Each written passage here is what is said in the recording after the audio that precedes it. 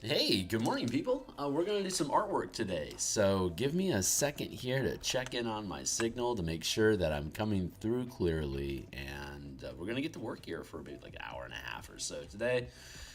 Mic check, mic check. One, two, three. One, two, three. Yeah, okay, that sounds good enough. We're going to drop that volume back down there. I'm going to grab the link here. I'm going to do some really fast social media posts, and then we're going to get back to work. So, hey, my name is Phil Kearney. I create role playing games, I illustrate them, and I publish them online. And we're creating an adventure in the Eberron campaign setting in Dungeons and Dragons using 5th edition 2024 rules. The adventure is called Crystals of Mabar. You can see the book cover here on screen.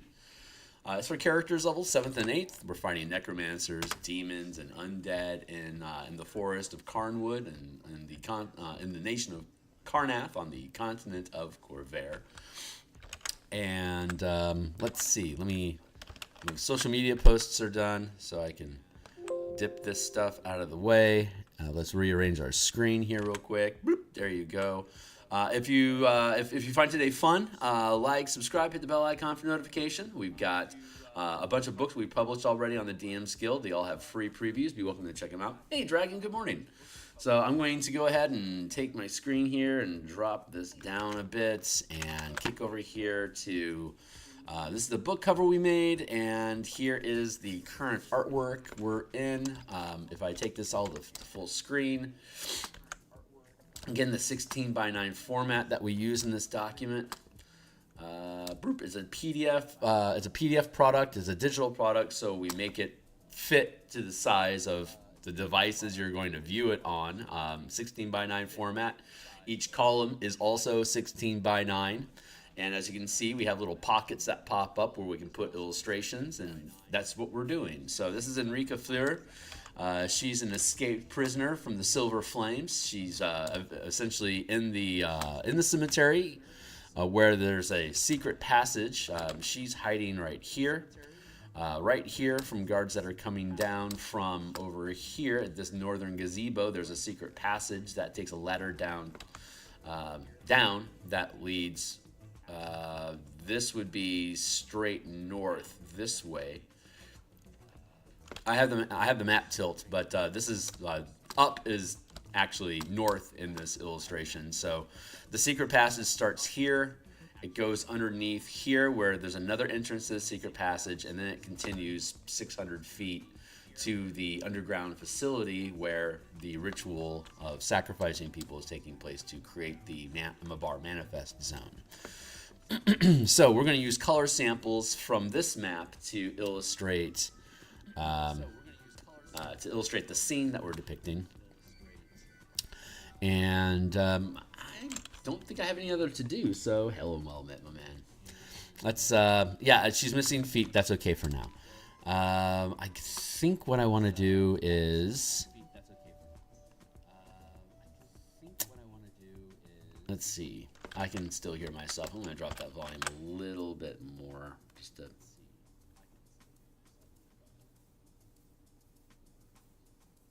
to get it out of. Come on, there we go. Just to get out of my face. I feel like I want to go over the line work on this one more time, just to clean it up a little bit. So let's drop these things away. Let's kick this down to low opacity. We've got our RGB going on black. We're going to go with a 5-point font. Now that we have a structure that we feel pretty good about, I think I can go ahead and line over this one more time just to clean up its frame and get to a point where we can start basically tearing it apart and breaking it down and dirtying it up and scumifying it.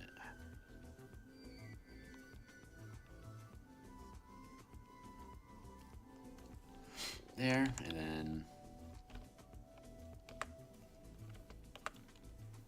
good enough.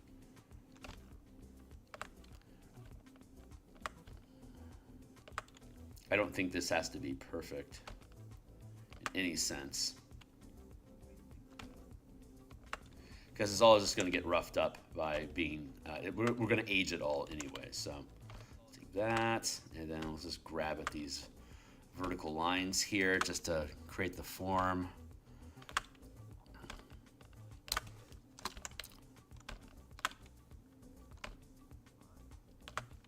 There. There. You know what? Honestly, let me reconsider that. Let's take this, copy paste.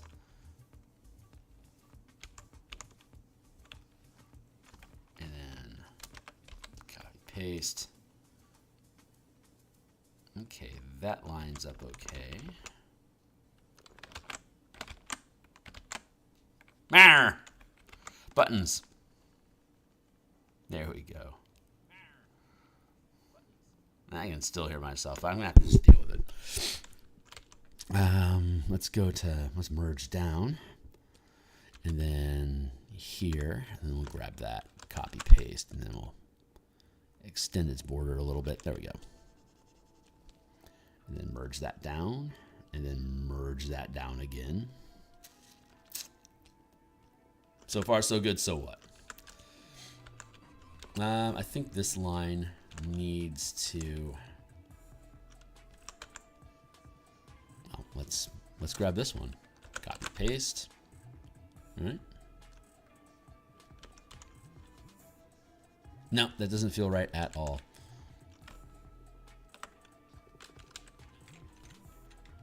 There. Now I want to give it a skew. Just to tip it up a little bit. That it feels a little tall.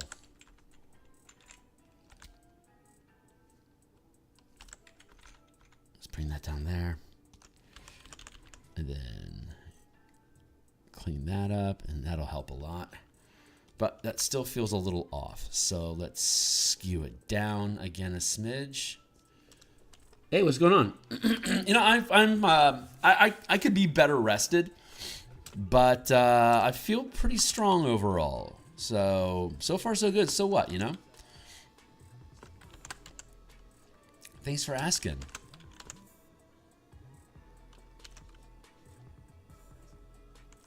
I'm happy with the progress with converting Spelljammer to 2025. I think that's going to end up working out well for us. And let's get that there. And then, you know what? Let's use, how do I want to do this? Merge down.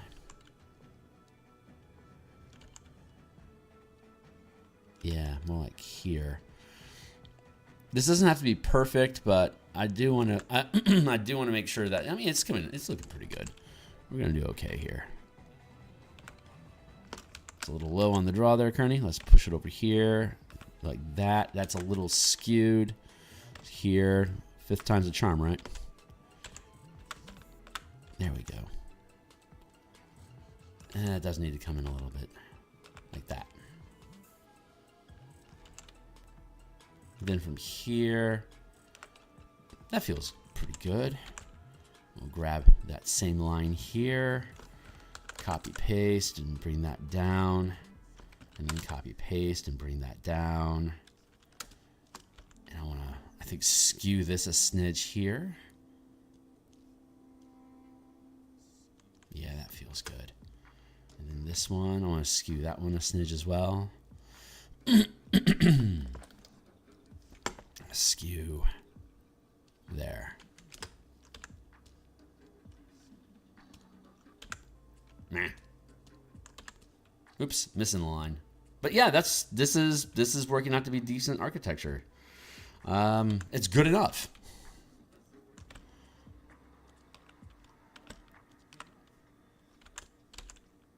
One more line.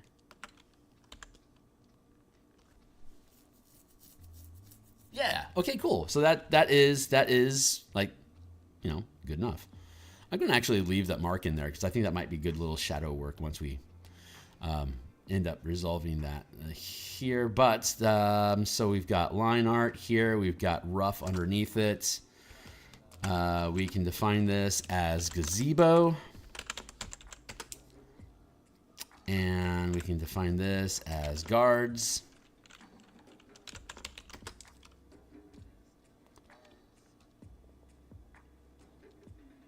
And now we've got the rest of the environment that we can go ahead and build out. Since we have the architecture here, I think that sits pretty nicely. What's up? Hey, what's going on? Actually, so, hey, right on, man. Oh, no, not a gazebo. I mean, it used to be a gazebo. No fears, my friend. Okay, so hold on. Yeah, I think I'm okay. I'm still good with that perspective. I feel like I want to slide this over a little bit. I'm going to obviously have to change her angle here, but this is just a placeholder for now, basically. Not there. That feels pretty good, so I should actually push the gazebo. Oops. Let's push the gazebo back. We'll have to, you know, change her stance and stuff. That's just a color reference stand-in for now, so we can forgive her in her posing. Let's see. This is going to be, I think, time the timer. What time is it? 6:40. Okay, we got about an hour and 10 minutes ish today that we can still play on it.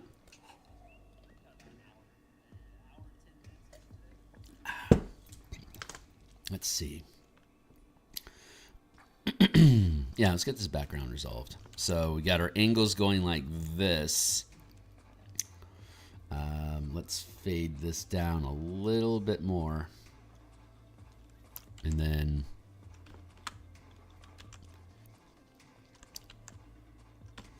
horizon line somewhere like that. That's a little skewed. Maybe maybe like that. That feels pretty good. Hey, what's going on? Eric!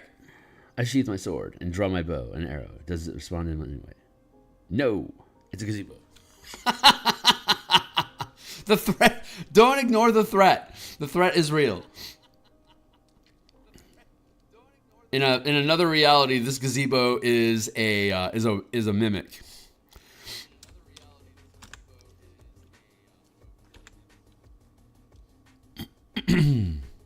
Stripped away cobblestones. Colonies of Mabaran crystals growing on the ground. Chipped flagstone here, revealing dirt underneath. That's in this instance sliding down into the pit of filthy water. Headstone, headstone, headstone, headstone, headstone. Gritty ground, open soil between the flagstones, and then water pit. So let's see. So so headstone, headstone, headstone, headstone, headstone, water pit. Yeah, that seems about right. So let's take this here and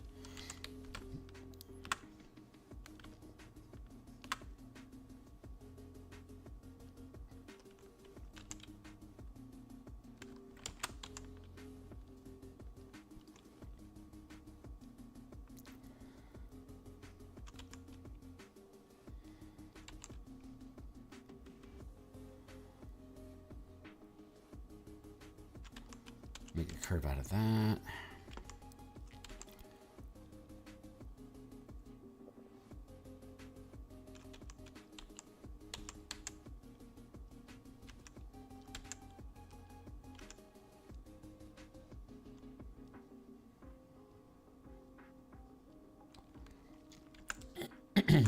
And third headstone here. What is going on?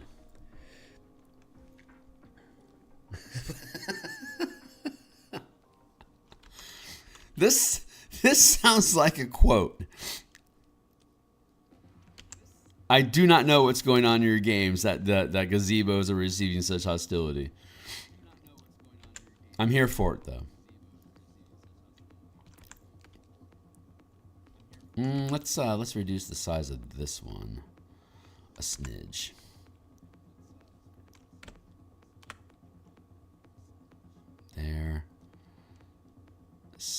touch.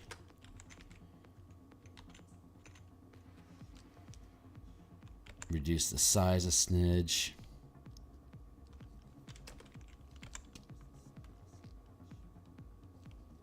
I need to reduce this one a smidge and probably bring it over a little bit for equal portioning.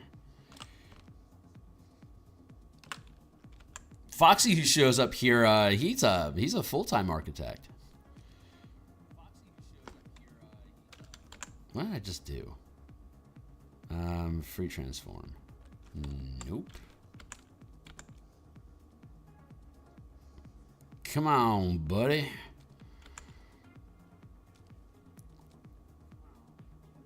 Just a smidge and then bring it over a bit.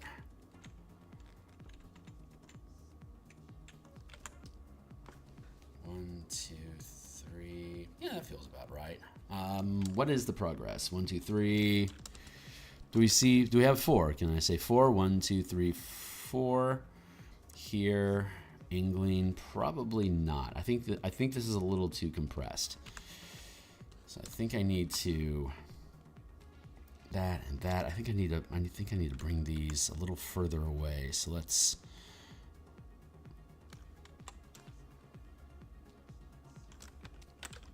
reduce these a little bit in size. Push them a little bit further back.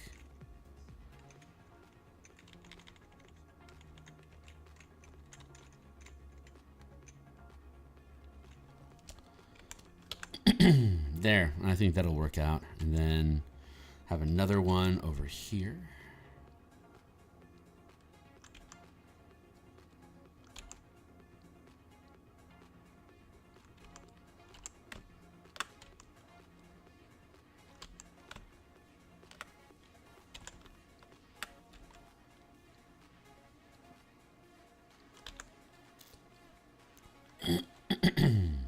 Good. Now I'm going to copy all of these.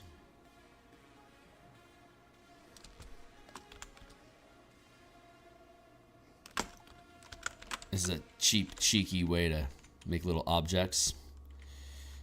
That, and then tilt it up a smidge. What's up? Hey, Steve. It's good to see you, my guy. If you like, I can put the story here starting from the beginning. Hello, Steve. I mean, I'll probably pay a little bit of attention to it. No promises, right? But I'm certainly not entertaining the troops myself. So if you've got something you want to share, go right ahead. Maybe it'll inspire conversation. Don't feel obligated.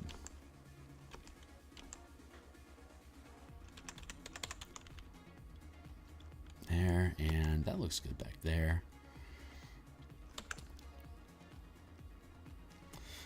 Merge this down.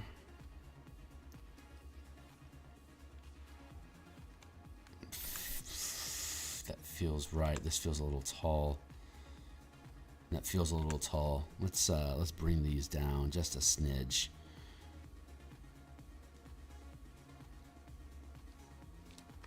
There. There we go. That feels better.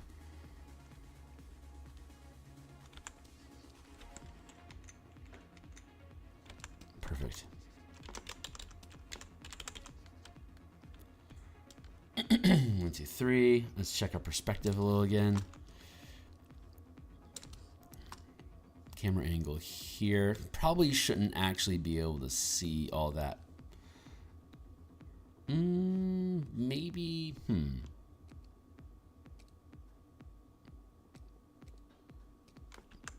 Yeah, perspective still feels a little crunched there.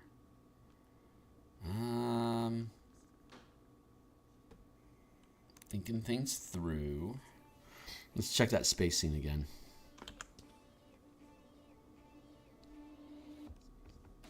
Okay. I think I can. Okay, so realistically, this would be back this direction.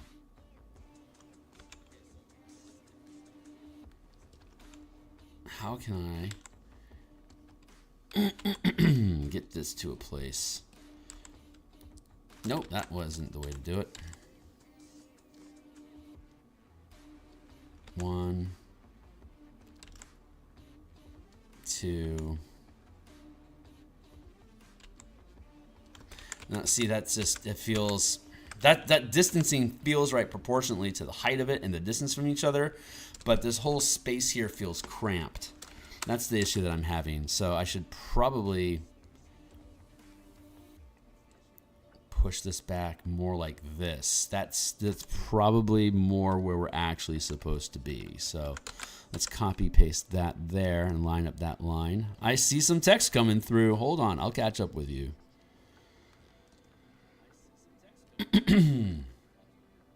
Yeah, that's feeling better in perspective.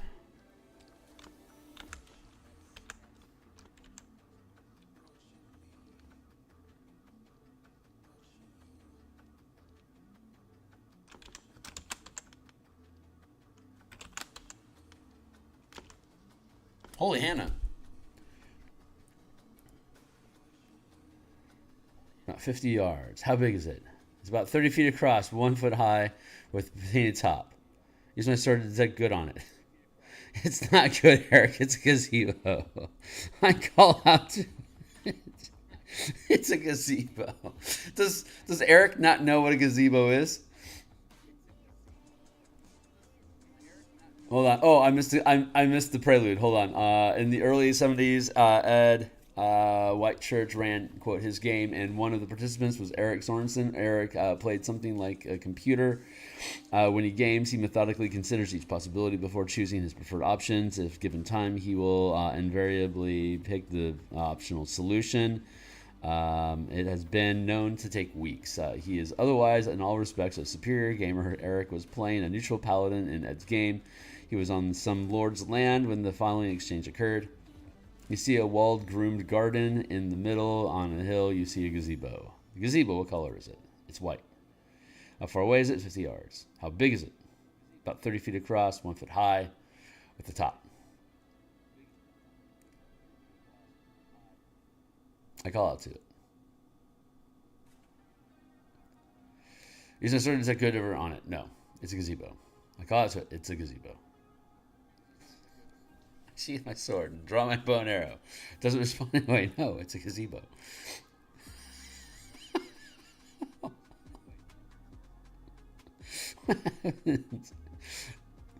There's now a gazebo with an arrow sticking out of it. Wasn't it wounded? It's a gazebo. That was a +3 arrow. It's a gazebo, Eric. A gazebo. If you really wanted to try to destroy something, you could try to chop it with an axe, I suppose, or you could try to burn it, but I don't know why anybody would even try. It's a goddamn gazebo.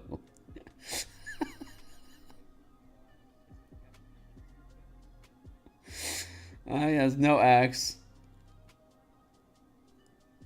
I run away. It's too late. You've awakened the gazebo. It catches and eats you. Maybe I'll roll a fire mage so I can avenge my paladin. At this point, the increasingly amused fellow party members restored a modicum of order by explaining to Eric what a gazebo is. Thus ends the tale of Eric and the dread gazebo. It could have been worse. At least the gazebo wasn't on a grassy knoll. Ends the tale of Eric and the dread gazebo. The vocabulary is a little nice. That's freaking fantastic, man. That's a great story. Know your foe. 10, 20 feet, same distance, size as the gazebo before we hit the patch of soil. So I can take this here, I think, and duplicate this layer. And now we can drop it in, and you can feel how we need to skew that. Free transform, skew.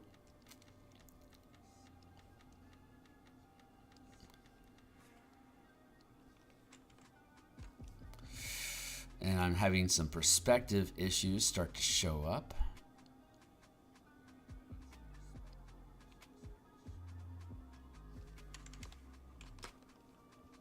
And then duplicate this layer.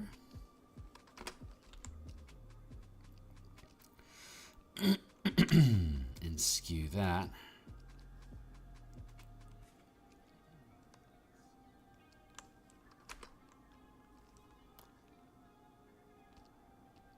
So now we've got this and this that are off. This and here, there, and this. These are now off angle. So let's see if I can fix those. Free transform, skew, perspective, reduce.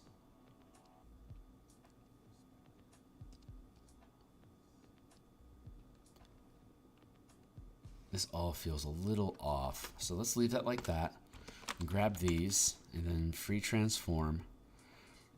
And let's skew all of these.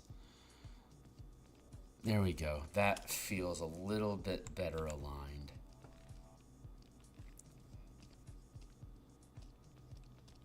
Here, bring that in a bit.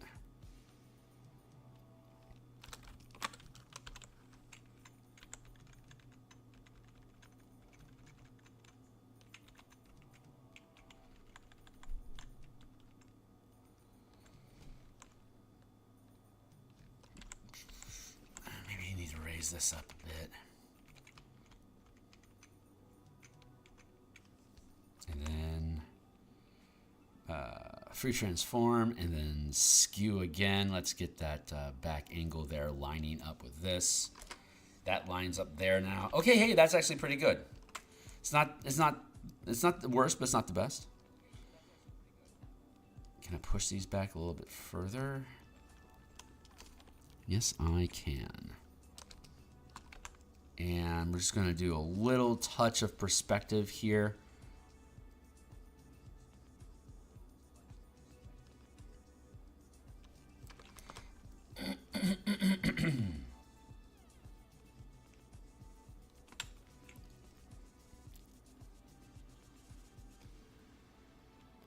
Now the guards are actually walking on the pavilion path. I think I'm okay with that. It makes me feel like the headstones are too large compared to where they're at. So let's go here and let's reduce the size of these just a smidge more. Here. Okay. Okay, I think this will work. Let's grab these. We can merge these layers down. I can grab this, copy paste, line that up to extend the line. Duplicate.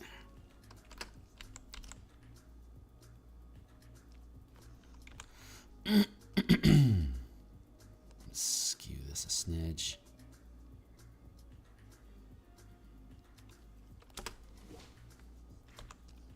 Immediately regret my decision.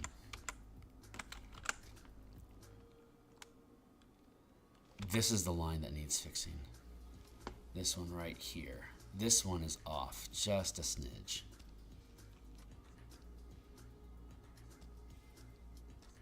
Merge that down, and now we can free transform, skew, like that. That feels pretty good. And now we can take this, and oops, no pixel selected. Let's grab here, copy paste, and then push this out. Good. And we can merge that down. And here. This is mostly me muttering to myself today. I realize that. We're doing architecture, which requires attention, which means I don't just riff and ramble like I usually would, because I'm actually doing like brain work. That feels a little far away compared to here. So I think I'm going to grab the headstones here and this back line. And let's...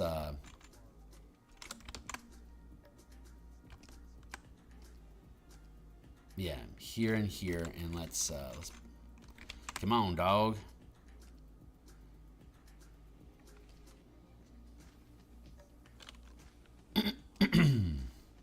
Merge this down, and then cut paste. Now we can make these do.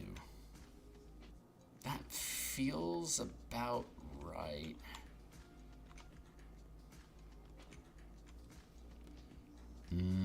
These lines are off. I need to bring them forward a little bit.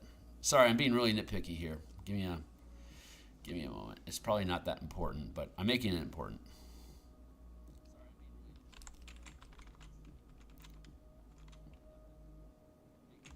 There.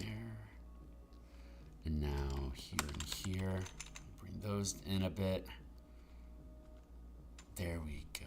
I think that is starting to feel right.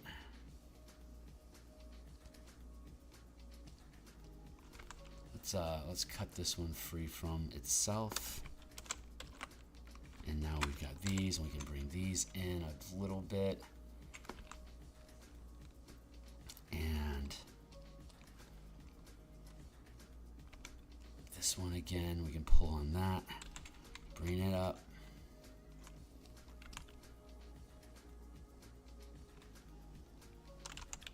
Let's look at our proportions again here.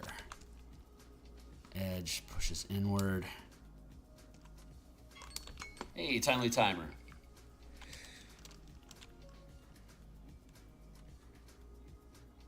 One of the cards from the deck of many things has right on. We'll check. I will take a look when I'm done.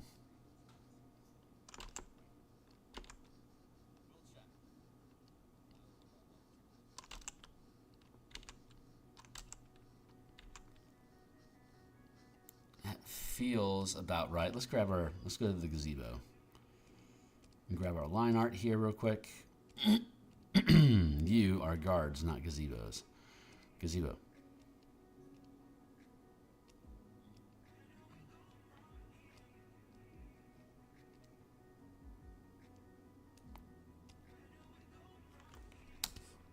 Let's grab this.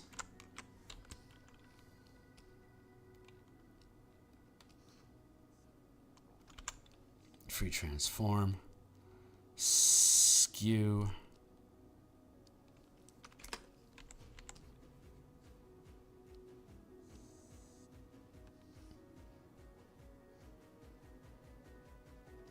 it should be about here.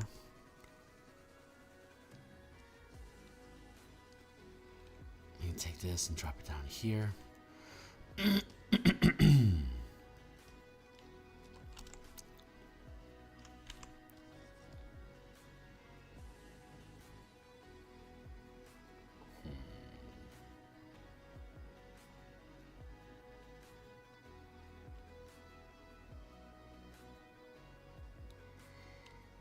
That is not 5 feet of distance. This is more, this is closer to 5 feet of distance, which means that these headstones are too large.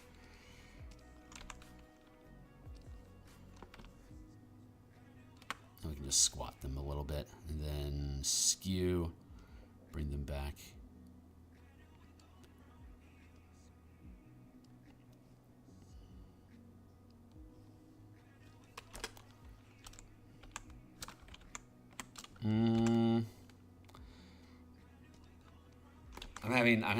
I'm having a distance issue in perspective. So if this is 5 feet,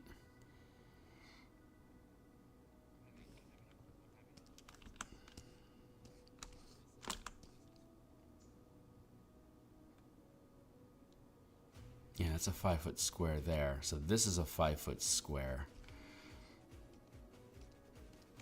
So if this is a 5 foot square,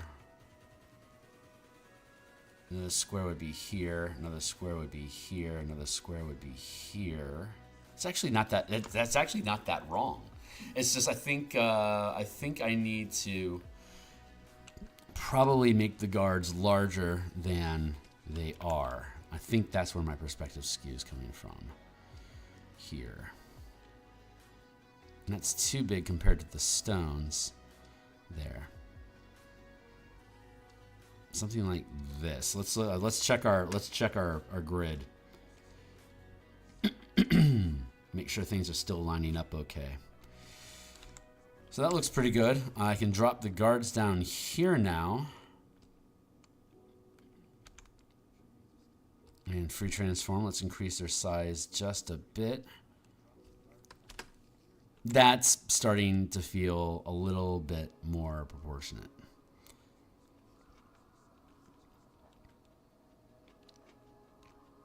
Yeah, and I think we could have probably another line of headstones back here, and then the rest of it's going to end up being too far away in fog to be able to visualize anyway. So this, yeah, this seems to be appropriate. Let me, I think these guys just need to be a little bit bigger. That's probably too big.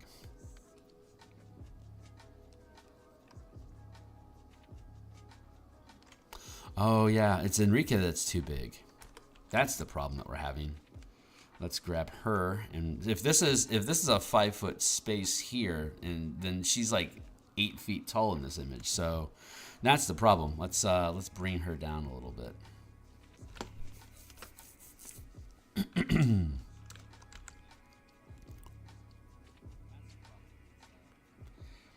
That helps make the guards more reasonable in size.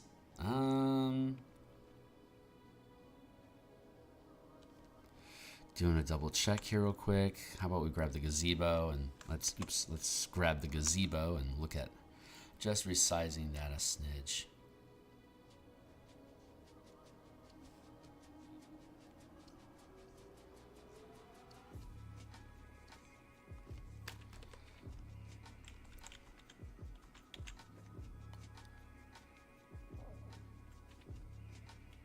Can we get away with that? Yeah, probably.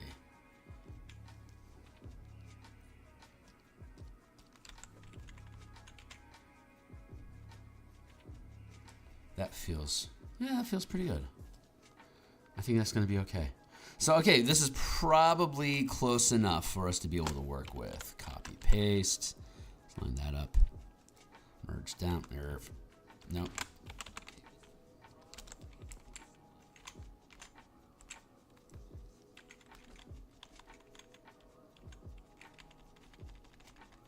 Yeah, we can do that. And now I can merge down. Okay, cool. So that's pretty good. Guards, we'll have to fill those guys in, but I think that's looking good.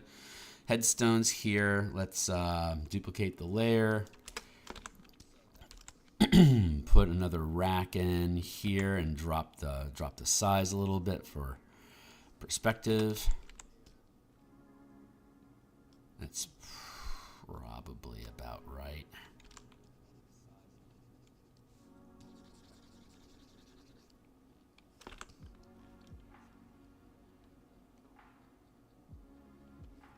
That's 5 feet. So that makes that roughly 5 feet as well. Okay, so now I can, we got that, we've got, that's what we can get rid of. And that also means that we can get rid of this line.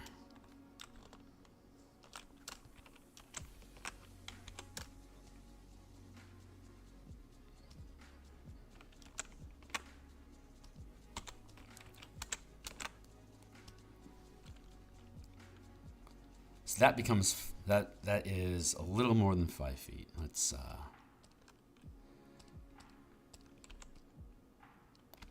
bring that down for transform, get our skew.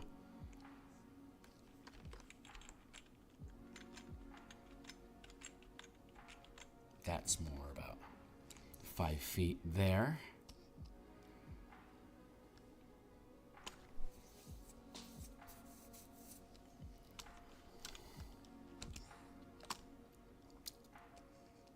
Go back to our reference.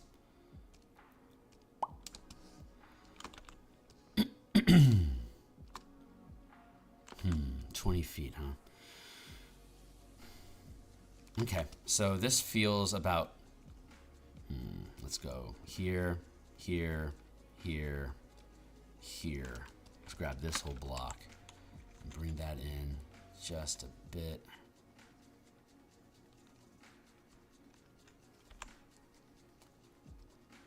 Skew.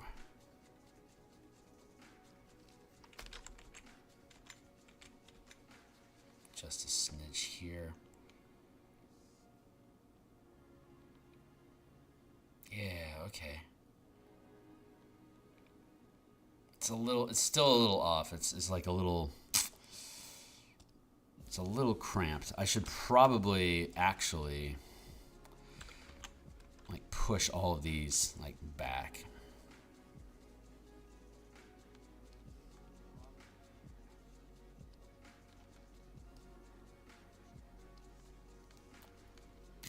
Skew.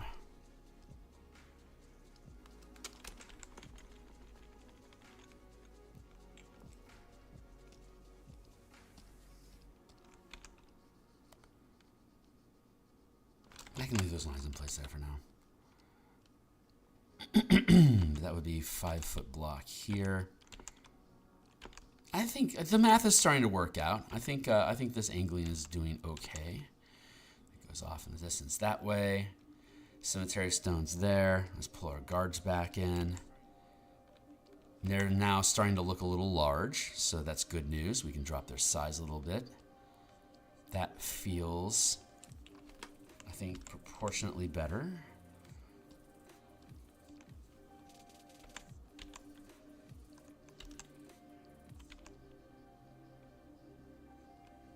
Push back that perspective there. Like that.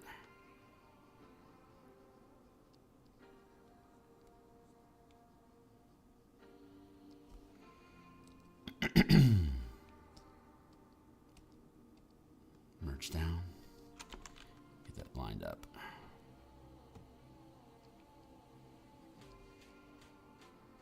There we go. Good. Okay, that feels about right. Let's check our lines again. Aha. There. That feels about right. Okay, cool. I think we can have that stand. Yeah. So I think this will work out.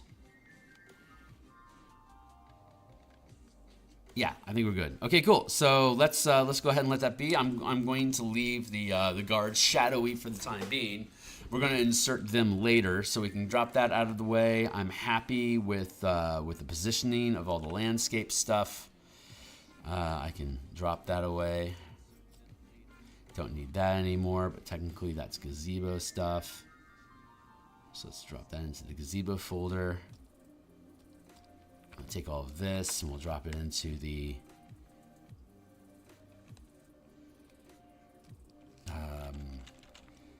cemetery folder. There we go. Cemetery. Gazebo needs to be in front of the guards.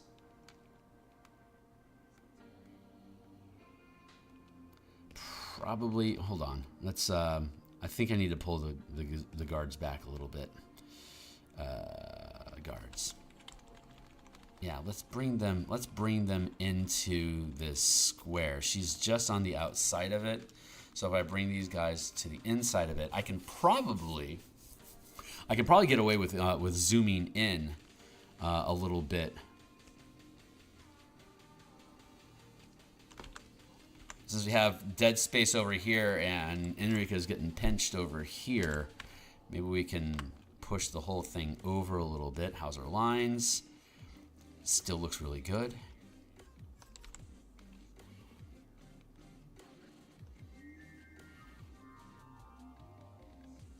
That feels fairly well balanced now. Guards. Bring them forward.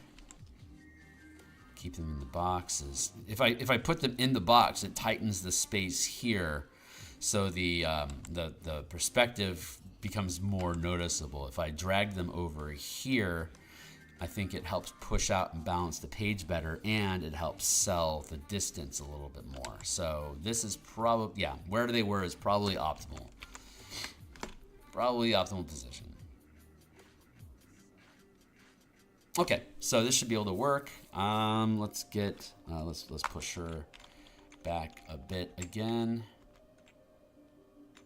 and probably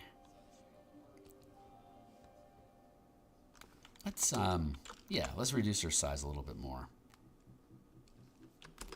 here, And that means we can reduce the size of the guards just a smidge. Where did that happen? Guards here. We can reduce this a smidge. Here. And I feel like I can just zoom the whole thing in a bit. So let's try here. Let's try zooming in.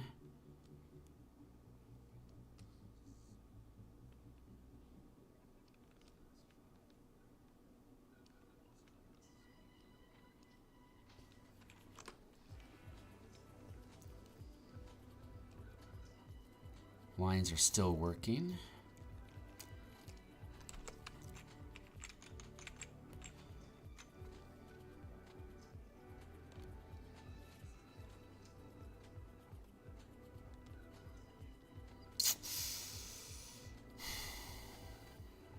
I want to drop the size of this gazebo, I think is what I want to do. Ugh, I hate having to do that, but I think it's necessary. So what I want to do is reduce the height of all this stuff, and that is probably going to fuck around with the perspective a lot.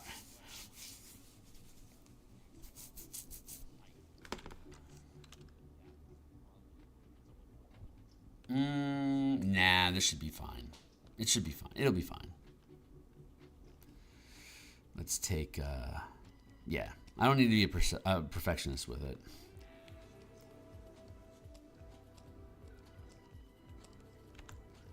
All right, free transform. We'll skew that a smidge. Well, this is going to rotate a little.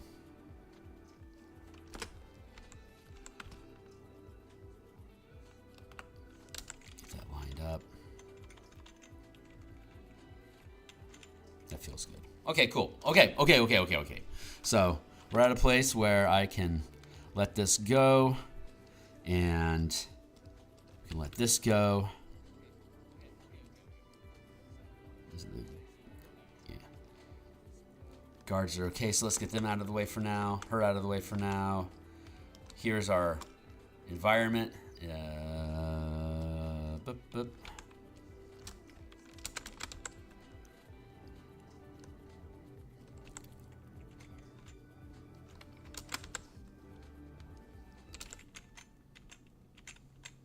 There.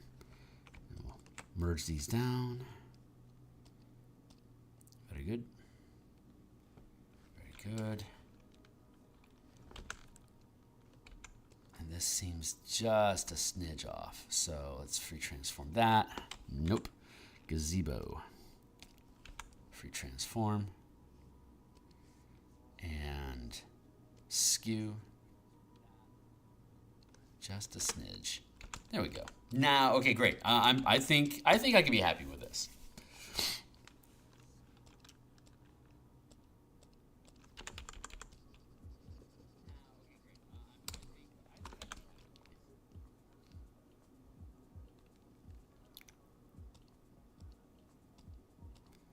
One more nitpick.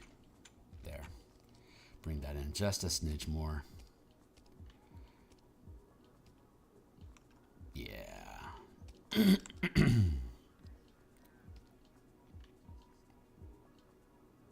Yeah, okay, this is going to work out. Okay, cool. So there's our positioning.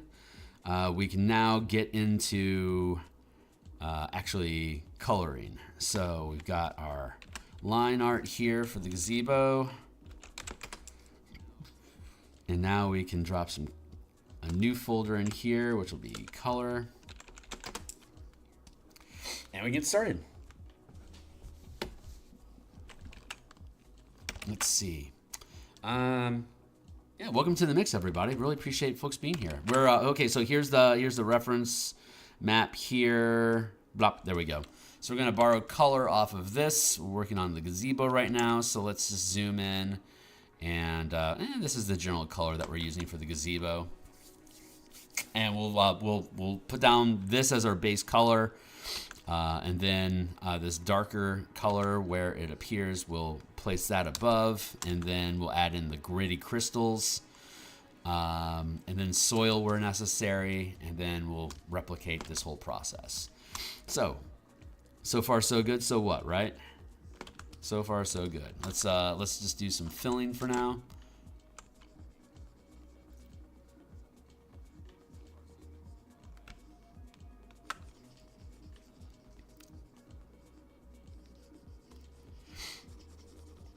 And there's the whole environment is filled with a necrotic fog that if you breathe it, it's a Constitution DC 13 every I think it's every hour, no, every 10 minutes that you're in this place without if you're unprotected breathing the atmosphere in this region, it gives you a degree of exhaustion, and you can protect yourself from that condition or that general environmental hazard by taking there's a bunch of exotic plants that grow in the manifest zone that are being harvested by the guards and being manipulated by alchemists to create different alchemical items, equipment that can be consumed.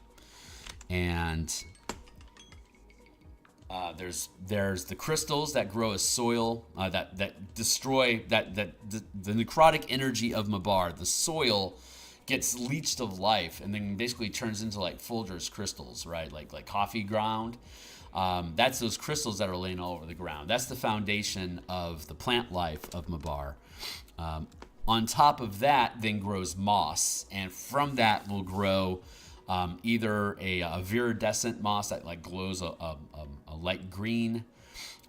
There's also florets, like little dandelion, like black dandelions that grow out of the soil that will catch the wind, and wherever it hits, it'll start to necrotize the location where the florets land, and when they rot, it creates that new moss. So you've got the moss. You've got plague moss is what we call it. You've got the Vulpina Lotharia, which is the viridescent glowing moss. The florets that spread, and then there's patches of yellow cap mushrooms. And all these things can be broken down into different alchemical formula, like potions, effectively, that the players can, if they learn how to how to use it. The moss itself is dried into a potpourri and then stuffed into a mask, and if you're breathing the potpourri, it nullifies the poisoning effects of the fog that's filling the region. So everyone's running around with these plague masks on to protect their air. And we came up with this. If you'll believe it or not, we first started playtesting this before COVID hit. That's how long I've been running on this project. It's like 4 years now we've been building on this project. First ideation, and then actually building the adventure, and then actually playtesting it multiple times with multiple groups, and then building the adventure and now illustrating it. This has literally been an off and on I took almost a year off to make Spelljammer. I was like 9 months off. So it's about a 3-year project that started in 2021, 2022. I skipped 2023 for Spelljammer. Now 2024 into 2025. Yeah, it actually is. January, it'll be 4 years that I've actually been working on this. Fucking A. What a legacy. Like, what a fucking long-winded project this has turned out to be. Much, much longer than I had anticipated. But hey, it is what it is, right? This is where I'm fated to be. Let's skew this a little bit more.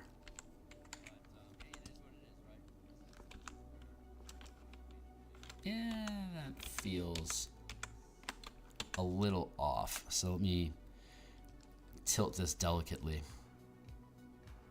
There. Now we can clean up that line. There we go.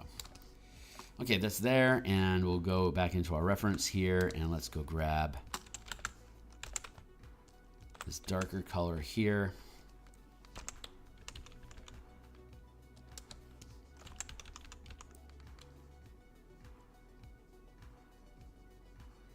There, like that.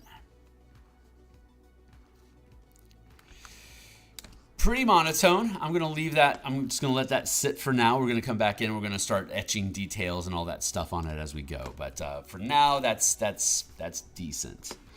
I can take the line art here and I can drop the opacity so it's not so sharp. Gazebo. Gazebo is good for now. Let's just go with the rest of the environment. All of this is just going to be line art, and then we're going to do color on this as well. So let's go with line. And where's our line at in here? That's at 60%, so we should probably put further back, like at 50%. Let's add color, and push this up here. Take this line. We're going to drop the line art down to like 40%. That feels about right. And we can use the base color is the same as the gazebo. So I can just layer that in initially. And we'll eventually fade all this down as well. So we'll push that back here. There we go. And then we have the soil that we want to include in around the headstones. Let's grab our reference again here. Zoom in to grab here and here.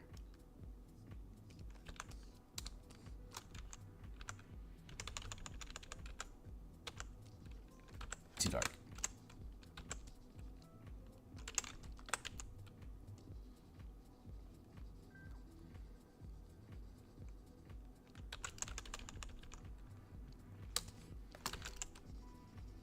I'll fill these in.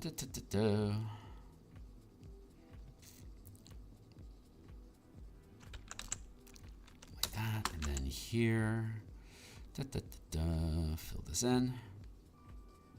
And we'll blend the line art into the color once we get done, but we block things in like comic book coloring.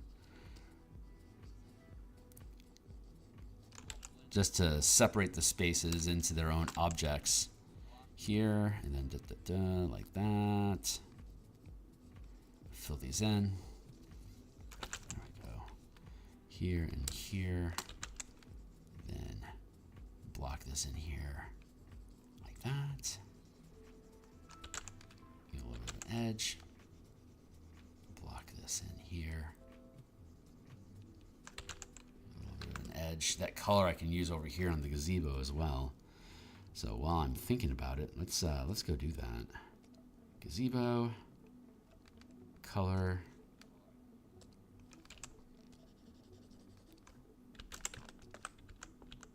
They're almost the same.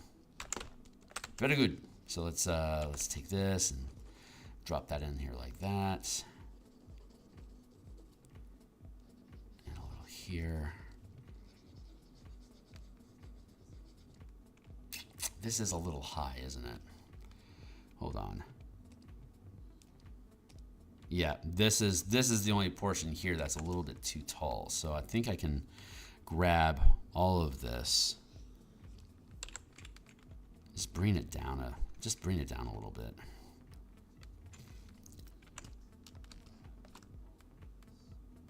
Good.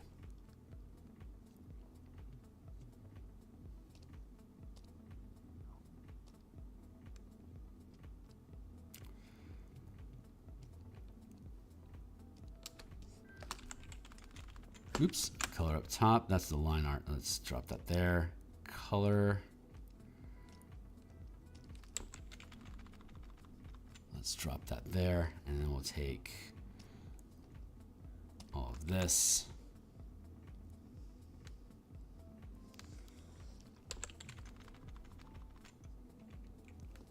Good. And then the line art here is starting to get a little weird in the background.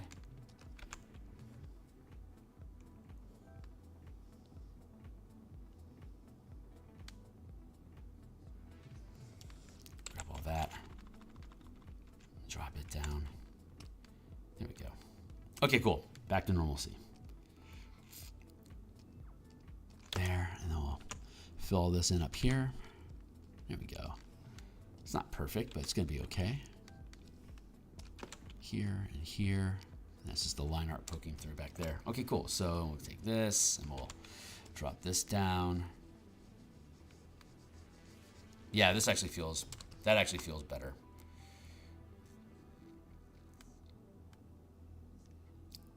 I feel the okay. I'm sorry. I'm seeing more. I'm seeing more bits to pick. So let's cut into here. Let's actually bring that up a little bit.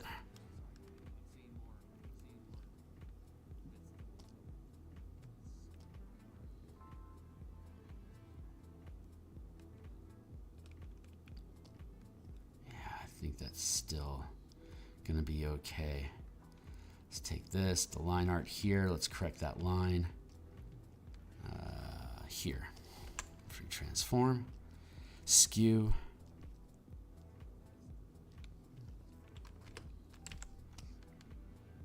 Perfect. Okay, that's a good line now. And that's it. Yeah, yeah, that felt necessary.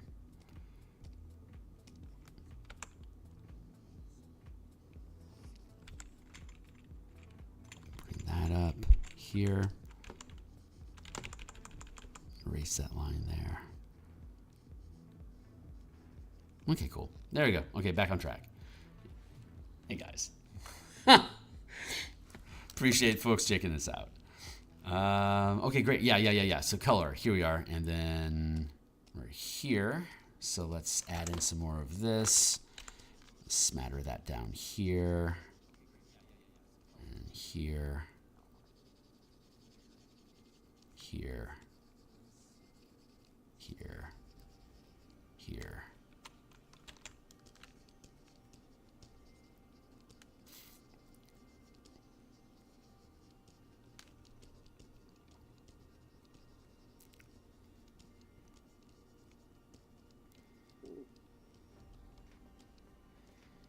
There.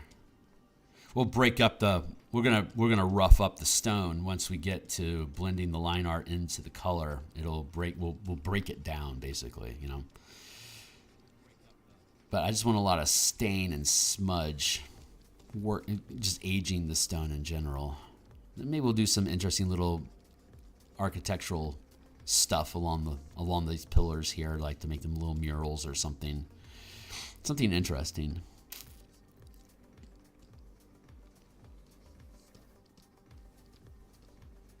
Push those down in here like that. There we go. I want it to be rough and dirty, and sort of having this watercolor sort of feeling to it seems appropriate.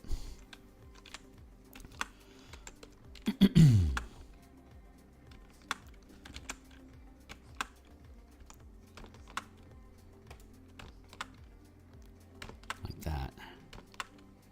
Hey, what's going on? Hey, John. Between guild pack background and the work in the Bakersville, I think I'm in the right place. Right on, man. Welcome to the mix, my dude. Welcome to the mix. Yeah, I make D&D content. I think the first thing that I ever created was the color mana spell point variant rules for Dungeons and Dragons 5th edition, using the color mana system from Magic the Gathering to replace spell slots in normal, like the Vancian spellcasting style that's normal for D&D. I don't know if you're a D&D enthusiast. You work at the Bakers. Yeah, Bakerverse. So you're an Eberron guy. So you're an MTG Eberron guy. Welcome home, my guy. You are most welcome here. If you check some of my playlists, you'll see color mana conversions. The Martial Powers Project creates a mana system for all the martial characters in D&D. The goal is being all characters using a mana resource as their like for fueling abilities, spells, and powers. So martial characters get powers kind of like from 3rd edition Martial Powers, if you're familiar with that work. We basically converted it into a color mana system it works exactly the way that you think that it would. If I want to throw a fireball, that requires red mana. We simplified the spell point variant rule system so that when you cast a 3rd level spell, you need 3 points of mana. If it's a red spell, 1 point has to be red. The other 2 can be any color that you want. But like Bless, as a 1st level spell, that's like a white spell.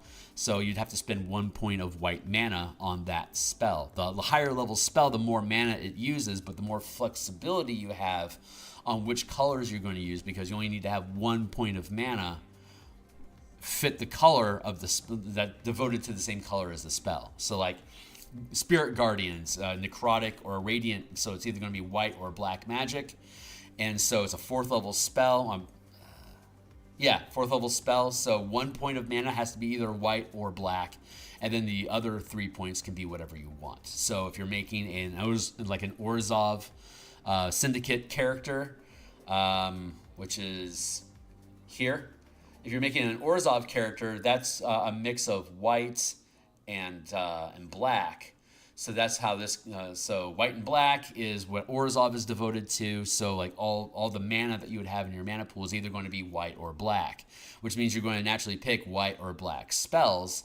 And any other spell that you want to pick that's not white or black, you can research it to be white or black using downtime at your guild. And depending on how much renown you have in your guild determines what level of spell you have free access, time spent to research. You can always pay for a higher level spell than your renown would allow you to do, which we'll be breaking down in the revised 2024 book that we create. So that's what we like to work on here. That's the kind of ideas that we play with.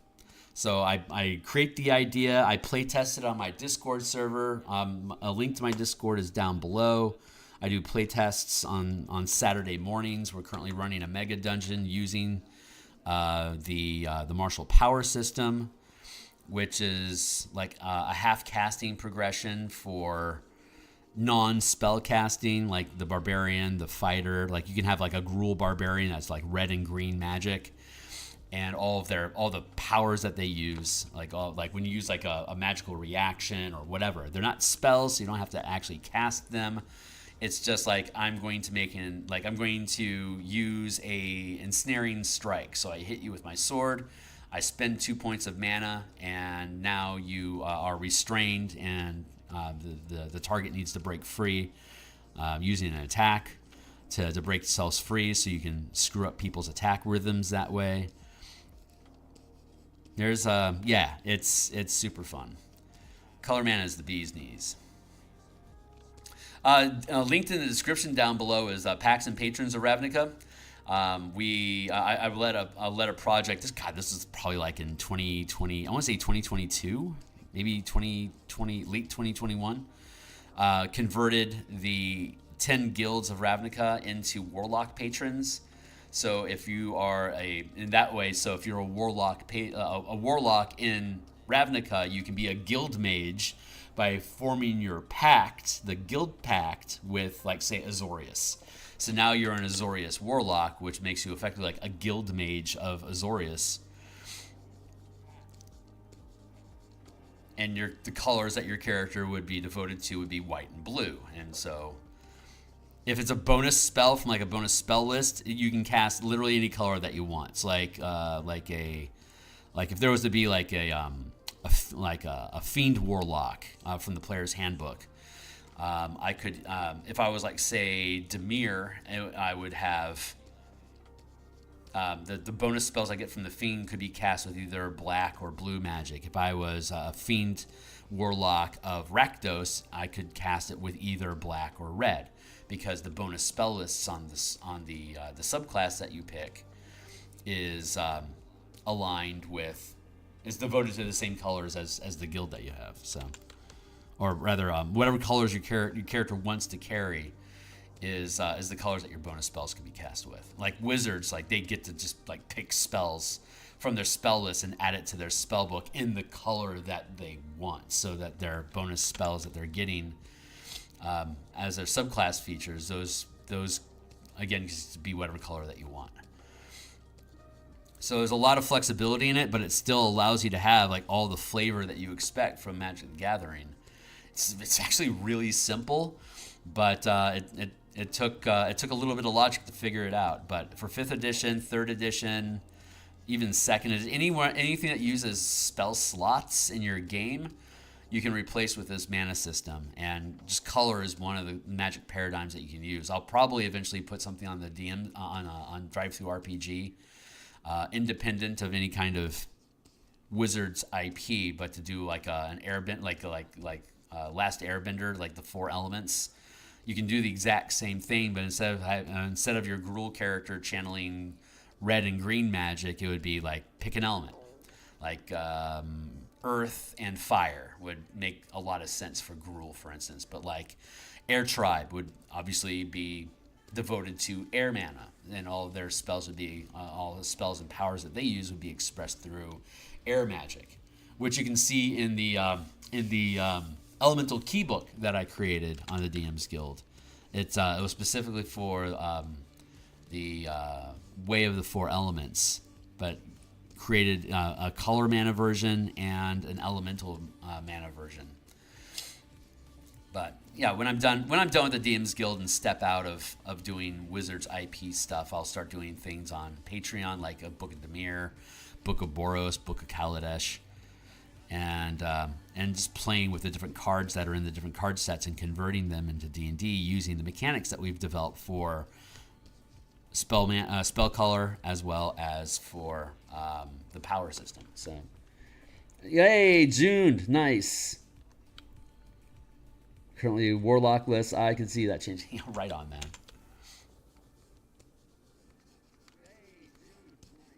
Last year, I had developed a color land hex crawl system that we were using to playtest the color mana and martial powers things that we've been developing here. But we needed a framework.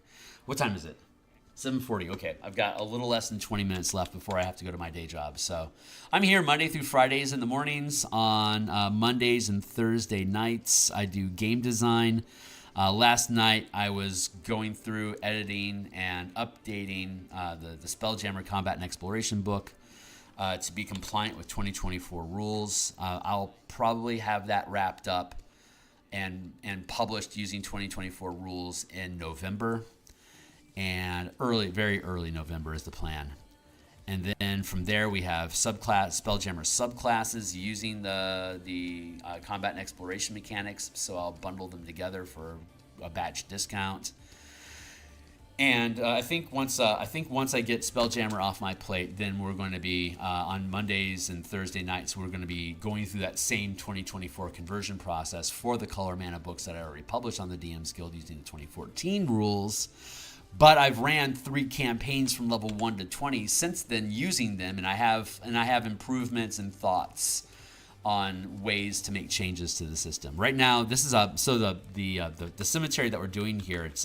There's this necrotic fog that fills everything, and so I'm just currently going through here and adding some atmosphere. Cemetery in general, and then I want to put fog, F-O-G.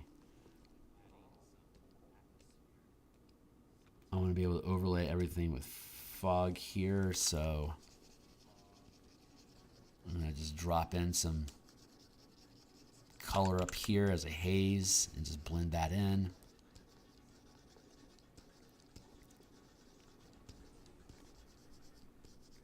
This is in Karnath. The adventure is called Crystals of Mabar. It'll be published on the DM's Guild, obviously, like when it's done, which will hopefully be in late November, December.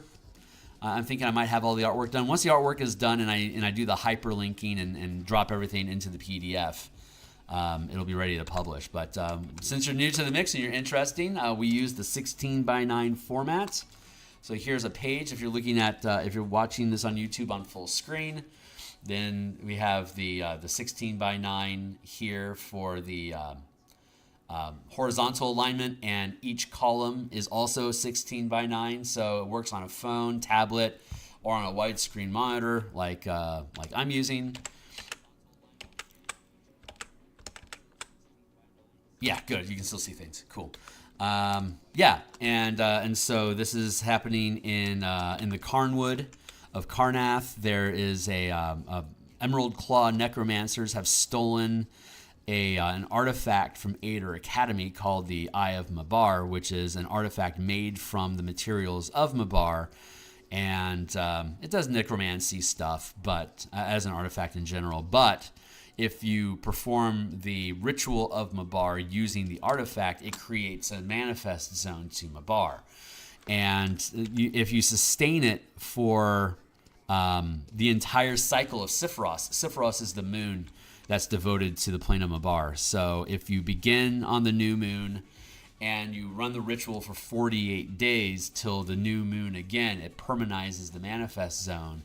And when the team drops into the adventure, you could be anywhere from 2 days to a week away from being completed, depending on how the DM wants to pace the tempo in the adventure.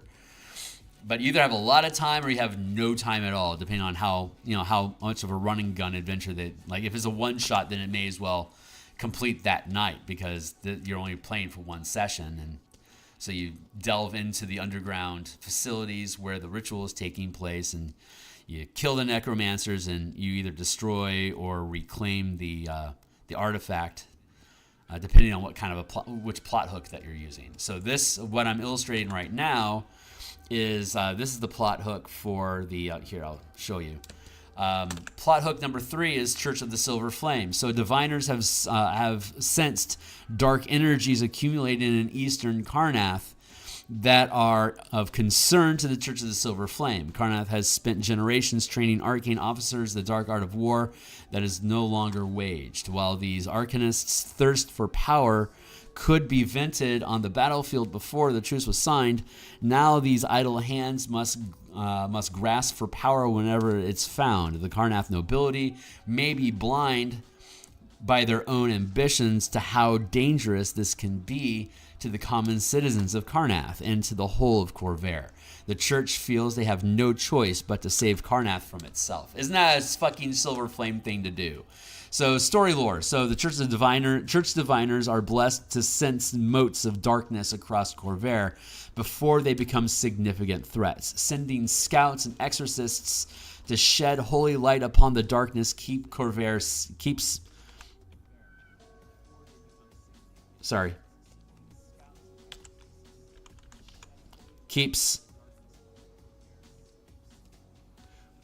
safe for all, but the first team sent to investigate have left the light of diviners' vision since entering the Carnwood, and the darkness of evil there has grown since.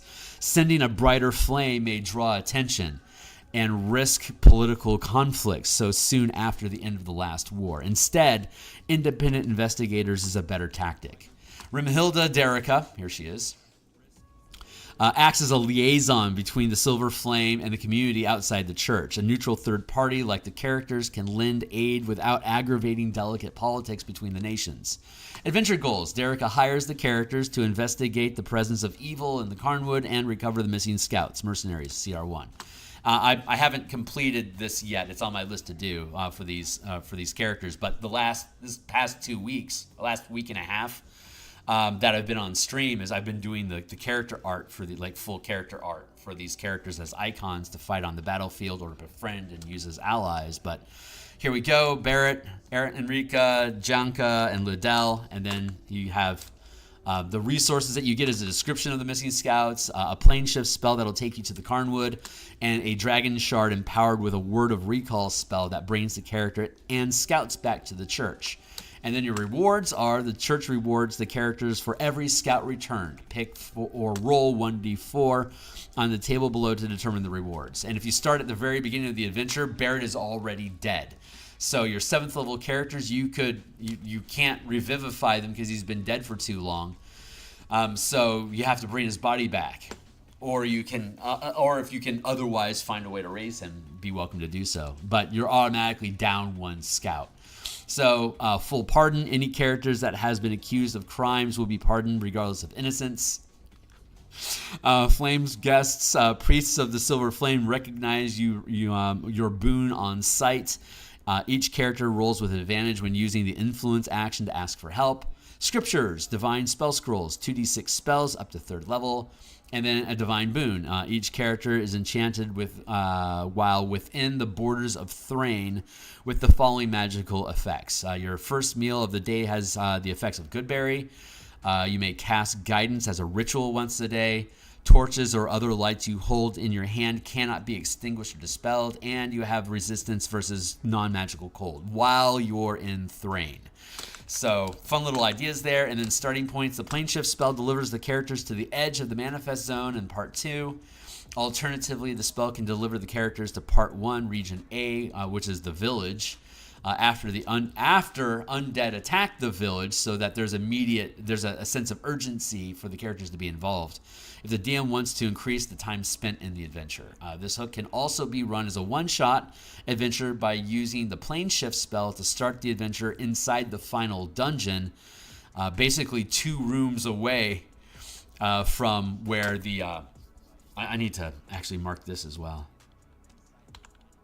I need to double check this to make sure that's accurate.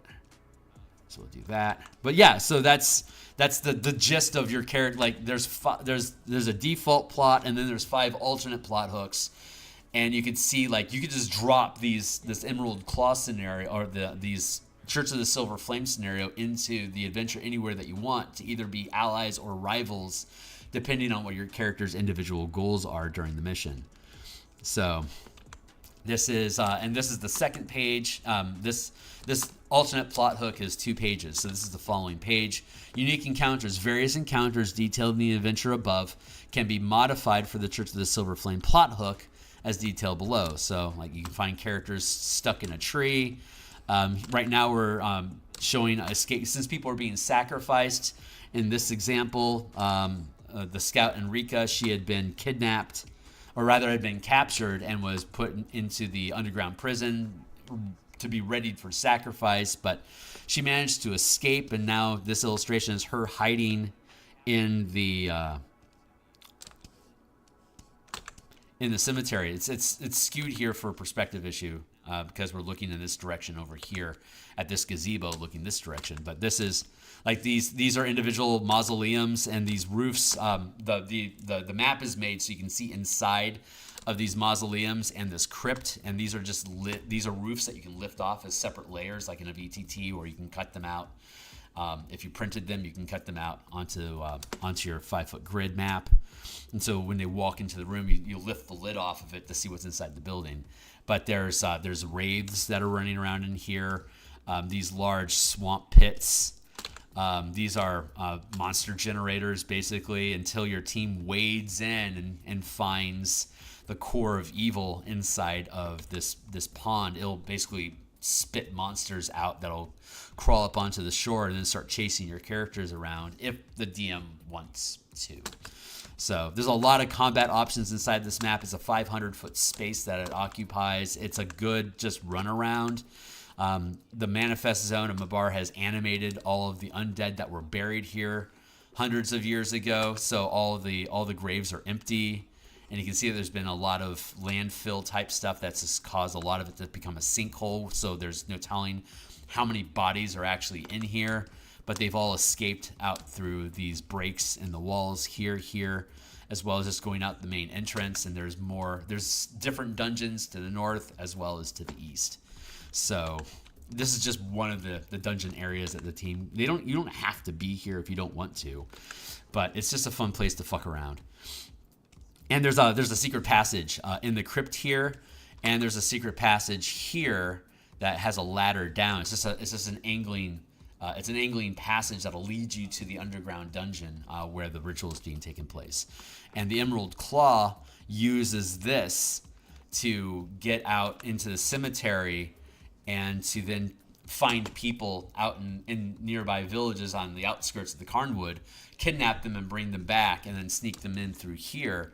Because there's a whole different contingent of mercenaries that the Emerald Claw hired as a front to make it look like this is a military operation. But the Red Wolf mercenaries, they don't know everything that's going on, and they're suspecting that there's foul play. But since they don't actually see the Emerald Claw sneaking people in, and the ritual area is restricted from the Red Wolf mercenaries from exploring that area, they don't technically know that there's people being sacrificed for this ritual. They just know that there's necromancers that are ex-military, have commissioned them to basically police the area and try to contain any undead threats while they're investigating the Manifest Zone. They don't realize that investigating the Manifest Zone is just to perform the ritual, to permanize the Manifest Zone, so they can convert all of this, terraform all of this into Mabaran terrain, growing exotic plants like all these crystals that are growing on the ground, each 5-foot area is basically worth like 10 gold pieces of material components for casting a spell. You can take this stuff and you can dust it on a corpse, and then you can raise it as a skeleton.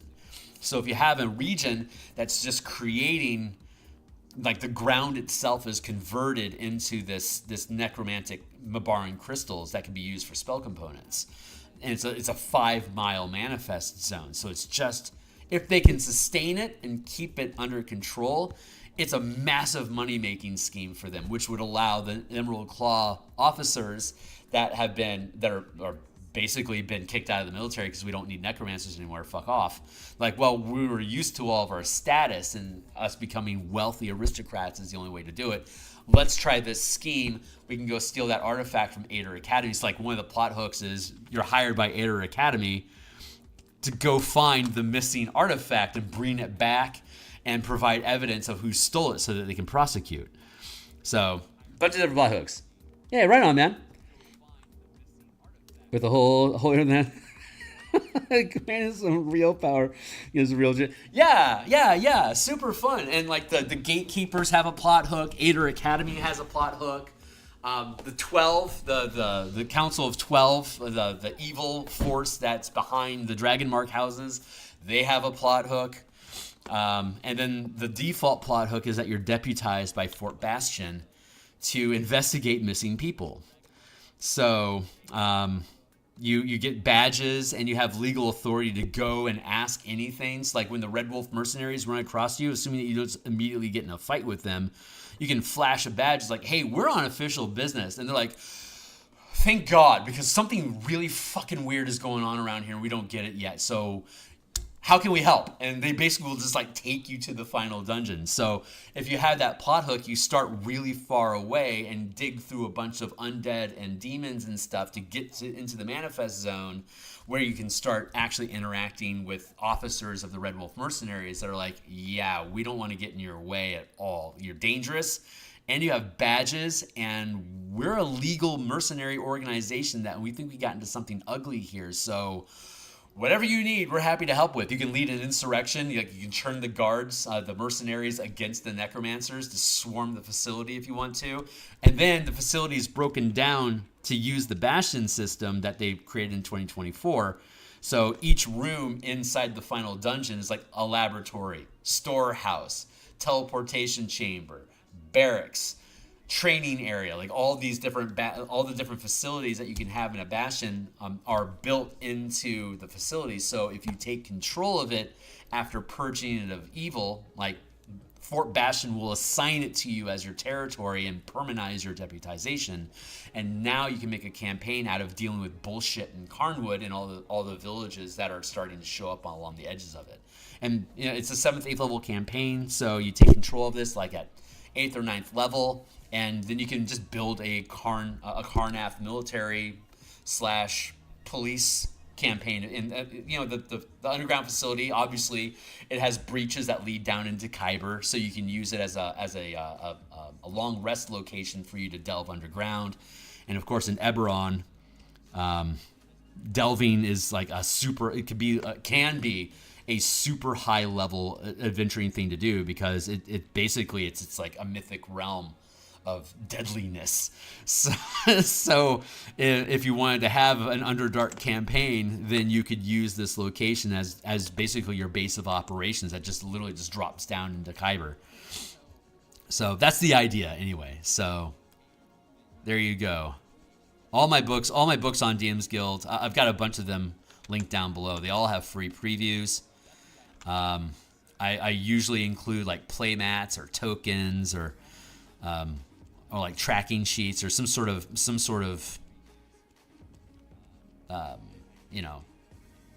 resource, some sort of resource or something to help implement the things that we build. And so I do game design on Mondays and Thursday nights, the books that I'll end up publishing. And then in the mornings like this, Monday through Friday, hey, it's 7:59. So good timing. I do the artwork for these things in the mornings, and then I have a day job that I go to. And I have to sign off here in a second go to that day job. But and then I work on this stuff offline in the evenings. And once I'm done with all the illustrations and I run out of things to add into the book, we publish it. And then we pick up the next book and we work on the next thing. In perpetuity. And right now I'm publishing like all the things I'm publishing right now are going on the DMsGuild because they're all using Wizards of the Coast IPs. But once all the books are published, I can start riffing off of them and creating like the Book of Dimir, the Book of Boros, or like a Warforged book or something like that, and I can publish those things on Patreon. Since the mechanics are on the DMsGuild, I can then make my own. I can make my own fan content of my own stuff on Patreon, but that probably won't be until later next year or so. But that's where we're at right now. This is, let's see, hold on.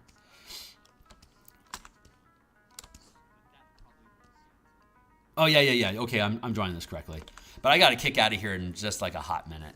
So, give me a second here to fill that in here. So I'm trying to get to 1,000 subscribers. That's when you become a real channel on YouTube's eyes, and they start giving you all the treats. But you know, it's hard to find. It's a very like this slow art style design stuff. It appeals to people that both like art and D&D, and that's a very niche audience in compared to the global span. So anyone that wants to support me, you know, subscribing is one of the greatest things you can do that costs nothing to do. Otherwise, buy my books. Again, they all have free previews. If you don't like them, don't buy them, but look at them first. And if you want to support these efforts, you could also join my Patreon for $1 a month or whatever. But that's me shilling, so don't mind me. I think I'm pretty happy with this for now. We'll add in Eureka. We have to change her posture, but this is one of the character tokens from the Silver Flame that we made. A little rogue.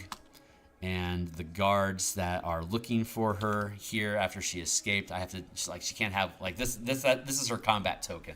So when she first escapes from prison, she doesn't have knives, you know, so and she's not going to be standing like that, and she's missing legs. So I have to redraw her. But I'm doing the rest of the environment first just to get a sense of color and tone, of the values of light and dark, just to start filling that stuff in. And then we can work Enrica and the Emerald Claw guards after that. But so far so good, so what, right guys? So I'm going to go ahead and hit the brakes here. Well, thanks a lot, man. I really appreciate that. I hit all buttons. God bless you, my man. I'm glad to. Hey, right on. I really appreciate it. I love introducing my stuff to people. I love it when they get it, you know. And God will take me to where I'm supposed to be, and I get to meet the people that I'm supposed to. But I am late, so I got to kick out of here for now. I will be back tomorrow morning no, wait, this is Friday. Tomorrow morning I'm going to be on my Discord. Hopefully we have enough people to show up to play test the Mega Dungeon for Martial Powers at 9th level. And so I'll be back on Monday morning to continue with this. And then Monday night, we're going to continue converting my Spelljammer book from 2014 into 2024 and fixing all the edits and shit that I missed. So better days ahead, guys. And I'm going to bounce out of here. Really appreciate you guys. Thank you so much. And bye.